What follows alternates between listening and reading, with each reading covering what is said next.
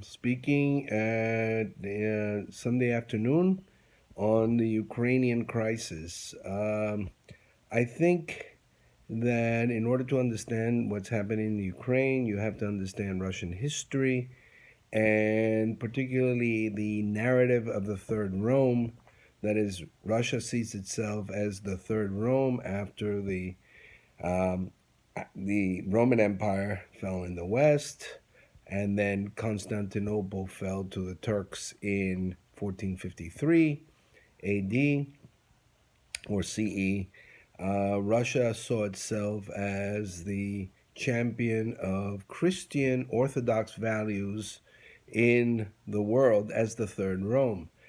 In that context, Putin has bought in, as many Russians have, to the narrative that the West has seen Russia as a rival and as a threat, and therefore has, over the centuries, tried to destroy Russia, particularly initially by converting Russia to Roman Catholicism, and then a more updated and secular narrative, which says that the godless West is trying to destroy the spiritual character of Russia and its spiritual mission.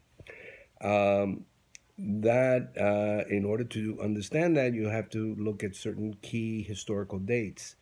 First, the conversion of Russia to Christianity in 988 under St. Cyril and St. Methodius, and then the adoption of that belief by, ironically enough, Kiev and Rus, where Russia really begins, and then 1242, Alexander Nevsky's defeat of the Teutonic Order, which was seen in Russia as a proselytizing military order working for the papacy and the West, seeking to undermine Russian orthodoxy in favor of Roman Catholicism. Nevsky, interestingly enough, made a tactical alliance, or at least carried out an agreement with the Tartars, that is the Mongol, who controlled part of the country in order to fight the Teutonic Order from the West. So the Teutonic Order was seen as more threatening than the Eastern Mongols, who had dominated Russia and actually held Kiev and Rus as a vassal state.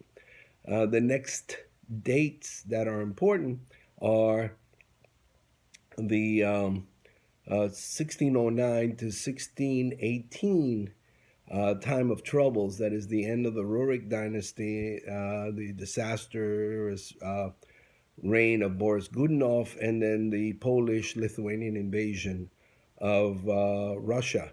The Polish Muscovite War is seen as the key period for many Russians.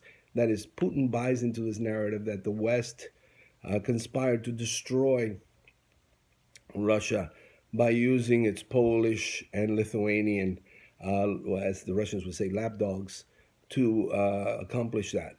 That narrative then goes on to include the Napoleon's invasion, which is seen as the godless French Revolution trying to destroy religion. In fact, Napoleon was characterized as an antichrist, and all you have to do is listen to the 1812 Overture by Tchaikovsky and listen to the church bells ringing at the end to commemorate the Russian victory.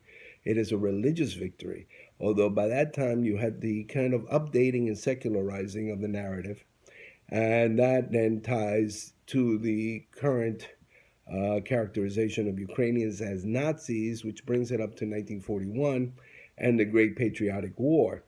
Putin is trying to combine all these narratives into a rationale for the invasion of the Ukraine. It is not going well for Russia, and Putin may be, in the long term, overthrown if he can't win a victory in short order. The Russian military is basically a conscript army, so it's not very good.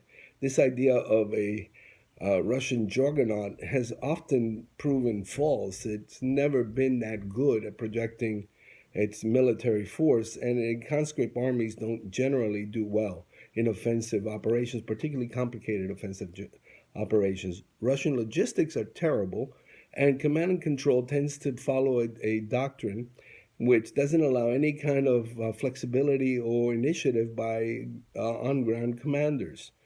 Underground commanders usually have to wait for orders to come down. So it makes it very inflexible in terms of offensive operations.